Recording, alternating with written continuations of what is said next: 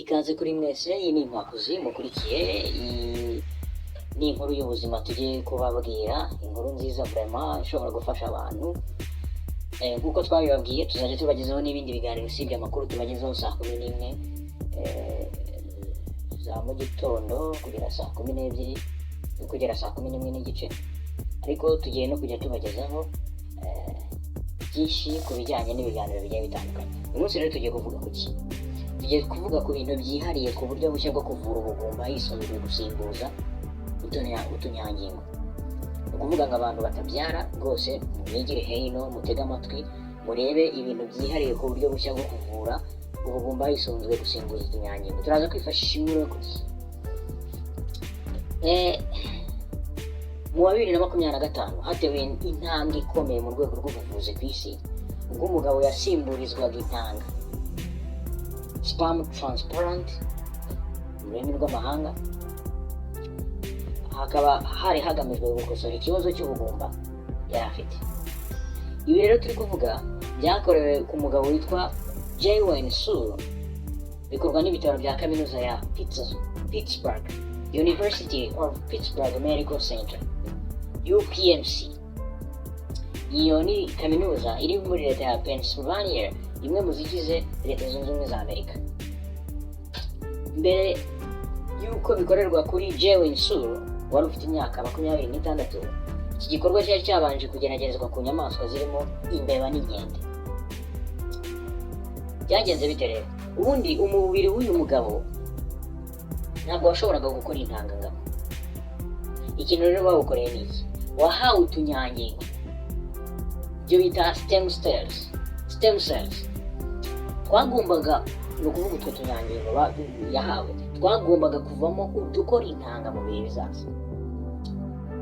Ubwo rero stem cells ni utunyangingo tw'umubiri tuba dufite ubushobozi bwo kwihinduramo utundi dutandukanye n'utw'uruhu, utuvamo intanga, utw'ubwonko ndetse n'utundi.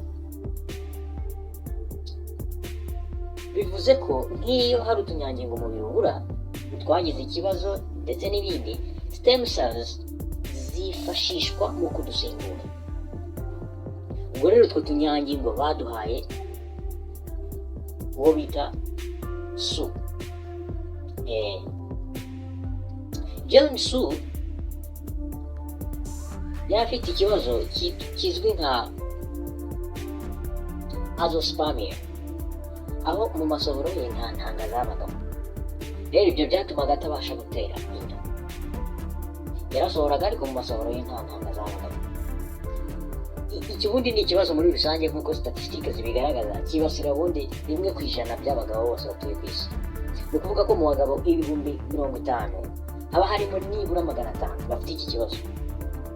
Ikibazo rero giterwa no kudakora neza kw'imisemburo, umuyobora w'intanga udakora neza, ndetse n'ibindi bijyanye no kwihinduranya k'uturemangingo tw'umubiri.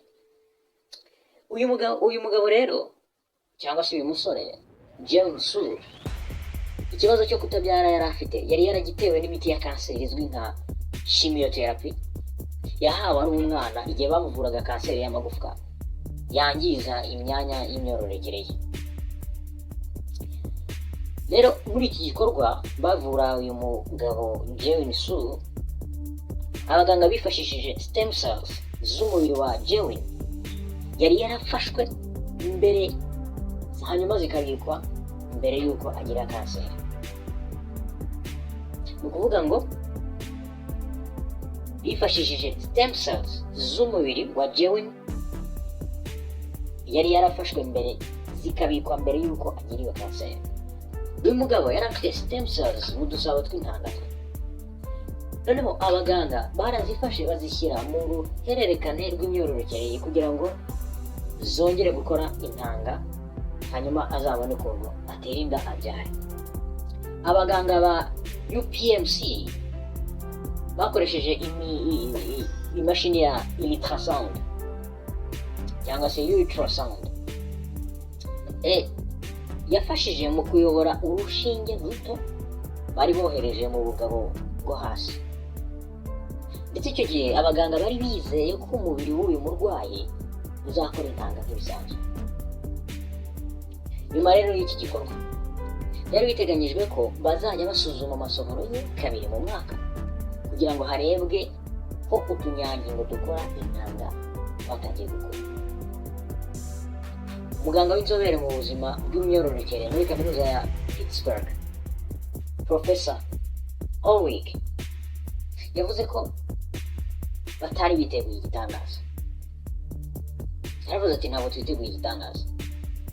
Yaravuze ati icyo cyizere ko utunyangingo twa stem cells tuzagira icyo tugeraho, utwo turemangingo tukaba tugenewe gukora ingano nto y'intanga zatuma atera inda uwo bashakanye, icyo cyizere cyari gihari. Ariko nanone bateganyaga ko yaba yafashwa binyuze mu buryo bw'ikoranabuhanga buburiza intanga hanze y'umuntu bwa IVF. Abahanga mu bijyanye n'ubuvuzi bavuze ko ubu buryo buzafasha abantu benshi barimo n'abakize kanseri bagize mbere yo kugera ku kigero cyo kubyara cyangwa se abagize ikibazo cy'ubugabo. Ni ukuvuga ngo bagutera stem cells mu mubiri wawe noneho bagategereza ko zikura, noneho gahoro gahoro zikazageraho zikajya zisimbura utunyangingo twapfuye cyangwa se zigakora intanga. Ngibyo ibijyanye n'uburyo bushya bwo gutuma ubugumba bucika. Wibuke uyu mugabo Jewin yari yararwaye kanseri akiri umwana, noneho mu kwicukinga cyangwa se mu kuyivura agira ikibazo nyine cy'intanga. Kandi ubundi iyo kanseri yari yangirizaga cyane ibijyanye n'imyororokere ye, kuko bamuvuraga kanseri y'amagufwa yangiriza imyanya y'imyororokere ye. Rero icyo bagakoze bamuteye stem cells, hanyuma bategereza ko nyine nyuma y'igihe runaka bagombaga kujya basuzuma intanga ze kugira ngo barebe niba stem cells yarakoze ku buryo ishobora gukora intanga.